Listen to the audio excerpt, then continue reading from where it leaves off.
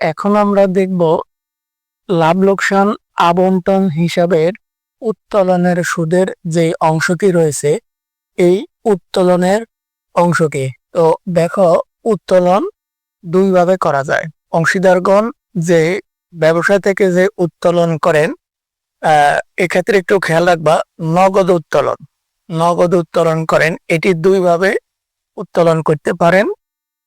প্রথমত সারা বছর ধরে, অর্থাৎ পুরো বছরই তারা কোনো নির্দিষ্ট সময় না মেনে তারা সারা বছর ধরে কি করেন, উত্তোলন করেন, যেটি আমরা প্রথমে লিখে রাখছি সারা বছর ধরে। আর আরেকভাবে অংশীদারগণ ব্যবসা থেকে উত্তোলন করতে পারেন, সেটি হচ্ছে কিভাবে, প্রতি মাসে, অর্থাৎ প্রতি মাসের শুরুতে অথবা প্রতি মাসের শেষে অথবা প্রতি মাসের মাঝামাঝিতেও হতে পারে, অর্থাৎ প্রতি মাসে। তাহলে প্রথমে আমরা দেখব সারা বছর ধরে যেই উত্তোলন করেন এবং ওই উত্তোলনের সুদ আমরা কিভাবে নির্ণয় করব। তো খেয়াল করো, মুনাফার প্রত্যাশায় অংশীদারগণ সারা বছর ধরে ব্যবসা থেকে যথাক্রমে 8,000 টাকা, 6,000 টাকা ও 4,000 টাকা উত্তোলন করেন। এখানে উত্তোলনের সুদ মনে করো যে উত্তোলনের সুদ 10% ধরে নিলাম। আমরা ধরে নিলাম যে মূলধন এবং উত্তোলনের সুদ 10%, সেই হিসাবে উত্তোলনের সুদ 10% ধরে নিব। তো খেয়াল করো, অংশীদারি ব্যবসাকে সম্পূর্ণ চুক্তির উপরে নির্ভর করে। চুক্তিতে যা যা উল্লেখ থাকে সেটি বাস্তবায়ন হয়। তো আসো একটু খেয়াল করো যে প্রথমে ধরো সানের উত্তোলন 8,000 টাকা। এই 8,000 টাকার 10% হচ্ছে 800 টাকা। এই 8,000 টাকার 10% হচ্ছে 800 টাকা। এখন এই 800 টাকা হচ্ছে পুরো বছরের জন্য। উত্তোলনের সুদ সাধারণত 6 মাসের হয়। সারা বছর ধরে যখন উত্তোলন করে তখন গড়ে 6 মাসের সুদ আমরা ধরি। তাহলে আমরা যদি 800 টাকা 6 মাসের সুদ বের করি, গুণ 6 ভাগ 12, অর্থাৎ 12 মাসের মধ্যে 6 মাস, তাহলে 6 দুগুণে 12, বা আমরা যদি কাটাকাটি করি কত হয়, 400 টাকা। এটা হচ্ছে সানের উত্তোলনের সুদ। এবারে মূল কত টাকা, 6,000 টাকা। তাহলে 6,000 টাকার 10%, এই যে উত্তোলনের সুদ 10%, 6,000 টাকার 10% হচ্ছে 600 টাকা। আর এই 600 টাকার 6 মাস হচ্ছে 300 টাকা। সর্বশেষ স্টারের মূলধন উত্তোলন হচ্ছে 4,000 টাকা।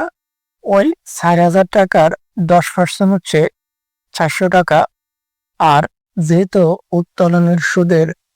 উত্তোলনের কোনো তারিখ এখানে নাই, সেই ক্ষেত্রে আমরা 6 মাসে ধরে নিছি। যদি তারিখ থাকতো আমরা ওই তারিখ হিসাব করে দেখতাম যে কত মাস হয়। যেহেতু কোনো তারিখ নাই প্রশ্নে, সেহেতু আমরা এই উত্তোলনের সুদের ক্ষেত্রে আমরা 6 মাস ধরে নিয়েছি। তাহলে 6 মাস হলে 6 উপরে 6, নিচে 12, অর্থাৎ 12 মাসে 6 মাস। 6 দুগুণে 12, আর কাটাকাটি করলে আমাদের হয় কত, 200। তাহলে 900 টাকা। এটা হলো আমাদের সারা বছর ধরে যখন অংশীদারগণ উত্তোলন করেন, সারা বছর ধরে। ঠিক এইভাবে আমরা উত্তোলনের সুদ নির্ণয় করব। এবার আমরা দেখব যে প্রতি মাসে যখন অংশীদারগণ উত্তোলন করে তাহলে কিভাবে আমরা হিসাব করব। দেখো, এবার আসো প্রতি মাসের শেষে সান, মুন ও স্টার যথাক্রমে 700 টাকা, 500 টাকা এবং 300 টাকা করে কারবার হতে নগদ উত্তোলন করেন। এখানে একটু কথা বলে রাখি, সেটি হচ্ছে নগদ উত্তোলনের উপরেই সুদ হয়, পণ্য উত্তোলনের উপর সুদ হয় না। এটা হচ্ছে সাধারণত। যদি কোনো প্রশ্নে উল্লেখ করে বলে যে পণ্যের উপরে সুদ ধরতে হবে, তখন তুমি পণ্যের উপরে সুদ ধরতে পারো, কিন্তু সাধারণভাবে পণ্য উত্তোলনের উপর সুদ ধরা হয় না, বরং নগদ উত্তোলনের উপরে সুদ ধরা হয়। তো খেয়াল করো, এই যে প্রতি মাসের শেষে কত টাকা করে দেখো, 700, 500 ও 300 টাকা করে। এখন খেয়াল করো, এই যে 700 টাকা, 700 টাকার 10% কত? 70। 700 টাকার 10% হচ্ছে 70 টাকা। এই 70 টাকাকে যেহেতু প্রতি মাসের কি বলছে শেষে, প্রতি মাসের শেষে হলে 11/2, বা তুমি এইভাবে বলতে পারো যে 11/2 মানে কি, এই 11/2 যে কথা আর 5.5 একই কথা। কারণ যখন তুমি 11কে 2 দিয়ে ভাগ করবে 5.5 হবে, তাহলে কত তোমার 350 আর হচ্ছে 35, 385। এই হচ্ছে তোমার সানের উত্তোলনের সুদ। এবার আরেকটু খেয়াল করো, যদি প্রতি মাসের, এখানে বলছি কি প্রতি মাসের শেষে, শেষে বললে 5.5 অর্থাৎ 11/2, শেষে যখন বলবে 11/2, মাঝামাঝি বললে 12/2, যখন প্রতি মাসের শুরুতে বলবে তখন 13/2। তো এই যে প্রতি মাসের শেষে 11/2 মানে হচ্ছে 5.5, যখন তুমি 11কে 2 দিয়ে ভাগ করবে তখন হবে 5.5। আবার যখন তুমি 12কে 2 দিয়ে ভাগ করবে হবে 6। আবার যখন তুমি 13কে 2 দিয়ে ভাগ করবে তখন হবে 6.5। এমন প্রশ্ন যদি তুমি 11/2 বসাও তাও হবে, যদি তুমি এখানে 5.5 বসাও একই কথা হবে। যদি মাঝামাঝি বলা হইতো অথবা প্রথম শেষ কিছুই না বলা হইতো, তখন আমরা এই 12/2 অথবা 6 দ্বিগুণ দিতাম। আর যখন প্রতি মাসের শুরুতে বলবে তখন 13/2 অথবা 6.5 দিয়ে আমরা গুণ করব। তো এবার দ্বিতীয় জন 500 টাকা উত্তোলন করে, তাহলে 500 টাকার 10% হচ্ছে 50 টাকা। আর এই 50 টাকাকে তুমি 5.5 দিয়ে যদি গুণ দাও কত হয়? 275। 275। এরপরে 3 নম্বরে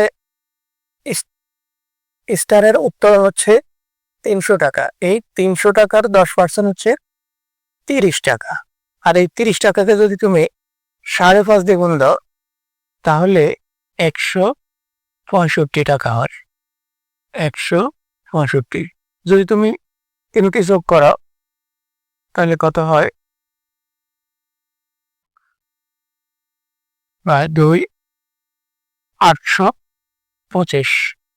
তাহলে আরেকবার একটু রিভিউ করি, সেটা হচ্ছে যখন সারা বছর ধরে উত্তোলন করেন তখন আমরা কি করি, এই সারা বছরের উত্তোলনকে, যেমন 8,000 টাকার 10% 800, ওই 800 টাকার 6 মাসের সুদ আমরা অন্তর্ভুক্ত করি।